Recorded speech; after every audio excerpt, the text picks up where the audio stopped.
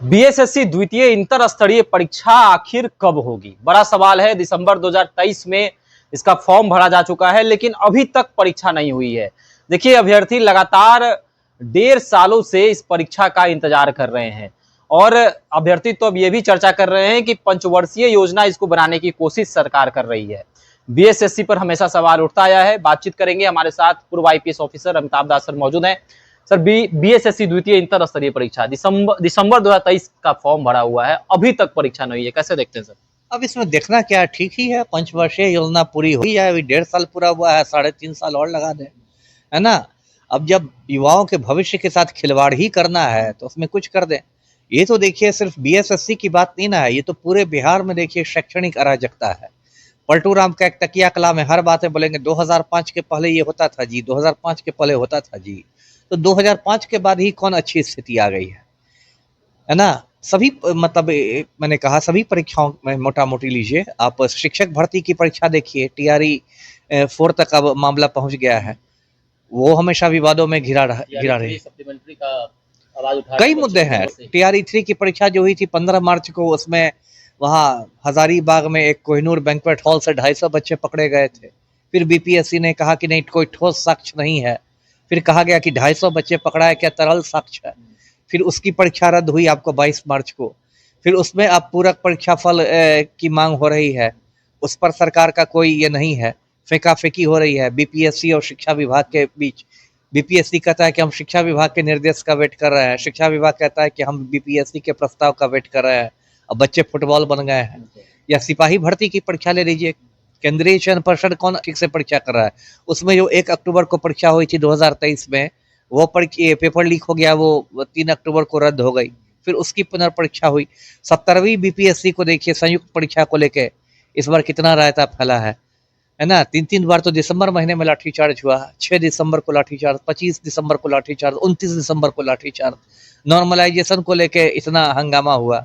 सोनू कुमार नाम के एक लड़के ने ये आत्महत्या कर ली। हाई कोर्ट, सुप्रीम कोर्ट, कहाँ कहाँ केस हुआ। गर्दनी बाग में बच्चे बैठे रहे, एकदम जो कहते हैं ना, पूरा अराजक माहौल है। और इस बारे में मोदी जी जो हर मतलब आजकल तो परख गए हैं, हर हफ्ते हफ्ते पहुंच रहे हैं बिहार में, इतनी बड़ी बड़ी बात करते हैं। कभी युवाओं पर उनको बोलते सुना है? खाली ऑपरेशन सिंदूर, तो खून में गर्म सिंदूर बह रहा है, तो ये हो गया वो कर रहे हैं। ये सस्ता हिंदी फिल्म का डायलॉग सुन के किसको क्या करना है। या पलटू राम ही कितने संवेदनहीन है। बच्चे मांग करते रह गए बीपीएससी के अभ्यर्थी की 5 मिनट हमें सीएम से मिलने दिया जाए, इन्होंने 5 मिनट नहीं दिया। जबकि पलटू राम खुद छात्र आंदोलन की उपज हैं, खुद उन्होंने 1974 में छात्र आंदोलन से राजनीति शुरू की है। तो ये तो बिल्कुल। और फिर इसी में मुझे वो भी याद आ गया आपको, बेल्ट्रॉन वाली ने अभी जो परीक्षा ली है डाटा एंट्री ऑपरेटर्स की, जो संविदा पर बहाल किए जाते हैं, उसमें देखिए वही हालत है। उसमें देखिए जो शास्त्री नगर में बेल्ट्रॉन का कार्यालय है, वहाँ प्रदर्शन हुआ। फिर एक नया ट्रेंड शुरू हुआ है बिहार में कि कुछ बच्चे प्रदर्शन करें तो उन पर सब पर एफआईआर कर दो, लगता है सब आतंकवादी हैं। शास्त्री नगर थाना में बच्चों पर एफआईआर हो गया। किसी को नोटिस भेज दो, किसी को डरा दो, धमका दो, किसी को कहो कि आजीवन प्रतिबंधित कर देंगे ऐसे करोगे तो, है ना।